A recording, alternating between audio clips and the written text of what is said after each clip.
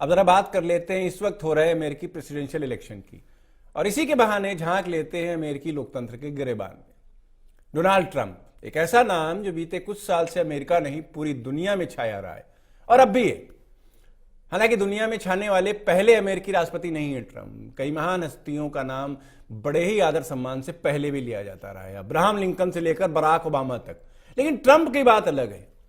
उनके राष्ट्रपति बनते ही अमेरिकी लोकतंत्र को लेकर तमाम भ्रांतियां दूर हो गईं। वो अपने अड़ियल रवैये, बड़बोलेपन और हठ के कारण कुख्यात हैं। इस चुनाव को भी उन्होंने मखौल बना दिया है। मानो अमेरिका की मजबूरी है कि वह ट्रंप को ही फिर राष्ट्रपति चुने। आइए अब आपको दिखाते हैं एक रिपोर्ट जो बताएगी कि अकेले ट्रंप ने कैसे अमेरिकी लोकतंत्र, चुनाव व्यवस्था और राष्ट्रपति पद की गरिमा को कटघरे में खड़ा कर दिया है।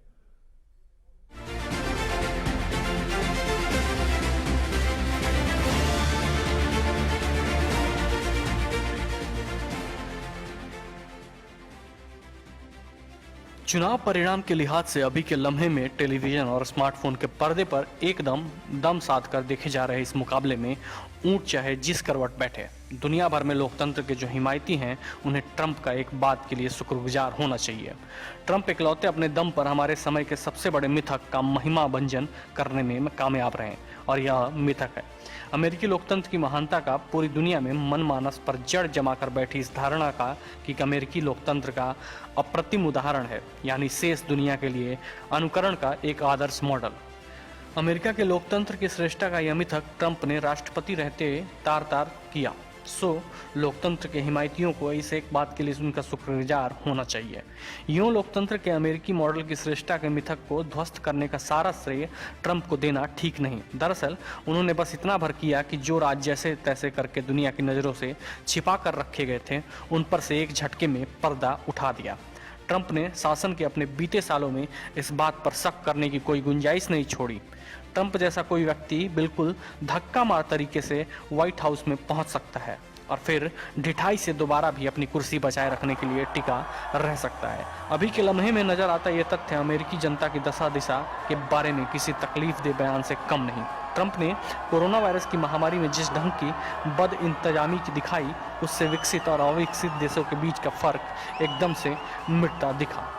चुनाव के तुरंत पहले उन्होंने सुप्रीम कोर्ट में जिस तरह जजों की नियुक्ति की, उससे जाहिर हुआ कि दुनिया के सिरमौर कहलाने वाले लोकतंत्र की शीर्ष न्यायपालिका में जजों की नियुक्ति खुद में कितना बड़ा गड़बड़झाला साबित हो सकती है।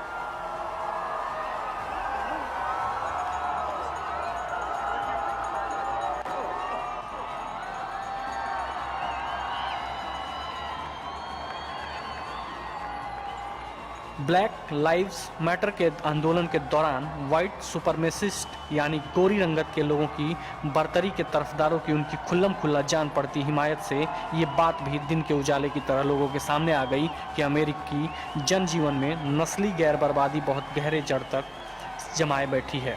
और एक बड़ी बात यह भी हुई कि ट्रंप की करतूतों से पूरी दुनिया का ध्यान इस बार के अमेरिकी राष्ट्रपति के चुनाव पर आ टिका, और वहां के इस चुनाव की लचर प्रणाली एक बारगी लोगों के सामने उजागर हो गई। जाहिर है चुनाव कैसे कराएं और किस तरह निष्पक्ष ढंग से वोटों की गिनती करा के झटपट चुनाव के नतीजे बताएं, सरीखे मोर्चे पर अमेरिका भारत से कुछ सबक सीख सकता है।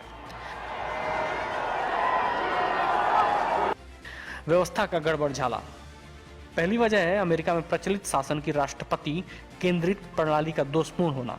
ये बात तो जाहिर है कि शासन की राष्ट्रपति केंद्रित इस प्रणाली में विधायिका और कार्यपालिका के बीच आए दिन तकरार पैदा होती है और ऐसे में कामकाज ठप हो जाता है। राष्ट्रपति केंद्रित प्रणाली की असल समस्या ये है कि इसमें सत्ता अविभाज्य हो जाती है और गठबंधन बनाना तो और भी कठिन। सत्ता में साझेदारी करनी हो तो ये चीज़ उसके सामने आ जाती है, जबकि सत्ता में साझेदारी विविधताओं को संभाले रखने के लिए अनिवार्य है।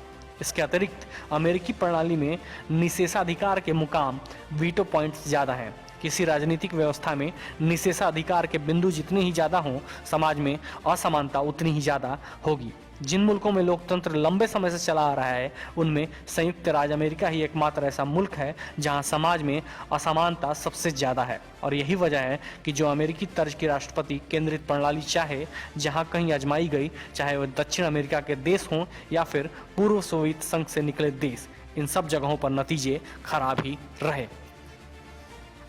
अमेरिकी तर्ज की राजनीतिक व्यवस्था में ध्यान देने की दूसरी चीज है कि यहाँ के प्रचलित अनोखा संघवाद।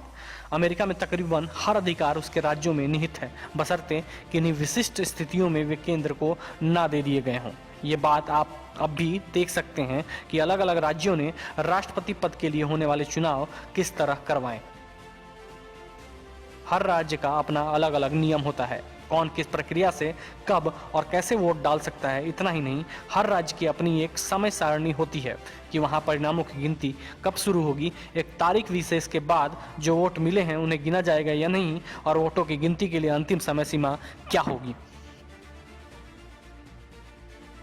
यूं तो अमेरिकी समाज एक सरीखा बनता दिखता है, लेकिन राज्य अपने इन अधिकारों को पूरे प्राण से बचाए रखने में लगे रहते हैं। कहा जाता है कि संघवाद का यही असली मॉडल है। असल में यह संघवाद का कोई मॉडल नहीं है और ना ही किसी अन्य जगह पर इसे मॉडल मानकर अपनाने की जरूरत है। दरअसल यह तो साथ मिलकर रहने जीने का तरकीब भर है, और अमेरिका में ऐसे संघवाद को अपनाने से पहले ही इसकी इकाइयों में एका स्थापित हो चुका था। राजनीति विज्ञानी जिसे अपनी किताब भाषा में समतोल संघवाद यानी कि सिमेट्रिकल फेडरलिज्म कहते हैं, अमेरिकी राजनीतिक व्यवस्था उसी का एक नमूना है। संघ की हर इकाई को एक समान अधिकार दिए गए हैं। कोई भी राज्य, चाहे वह कितना भी छोटा या बड़ा क्यों ना हो, उसे अमेरिकी सीनेट में 2 सीटें हासिल हैं। अमेरिकी राजनीतिक व्यवस्था में किसी राज्य की जनसंख्या की ताकत को दिखाने वाली जगह हाउस ऑफ रिप्रेजेंटेटिव है, जबकि अधिकार सीनेट को ज्यादा हासिल है। विविधताओं को एक धारणा में करने के लिए विशिष्ट परिस्थितियों को स्वीकार करना और उसी के अनुकूल विशेष व्यवहार तय करना जरूरी होता है, और इसी के नाते कनाडा तथा भारत जैसे देशों में असमतोल संघवाद एसिमेट्रिकल फेडरलिज्म है, जो समाज में मौजूद गहरी विविधता को स्वीकार करने और उनकी समाई के हक में कहीं ज्यादा वाजिब है।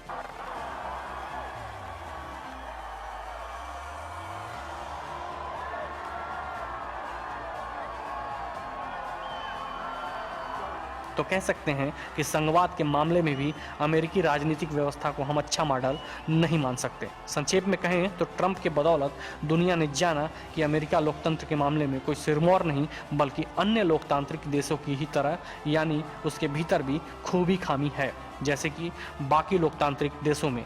और दुनिया के बाकी मुल्कों को लोकतंत्र का उपदेश देने से पहले अमेरिका को भी लोकतंत्र के कुछ पाठ पढ़ सीख लेने चाहिए।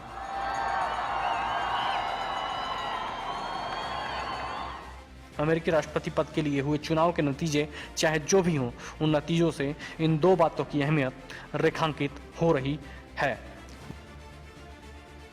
Bureau report, parliamentary business.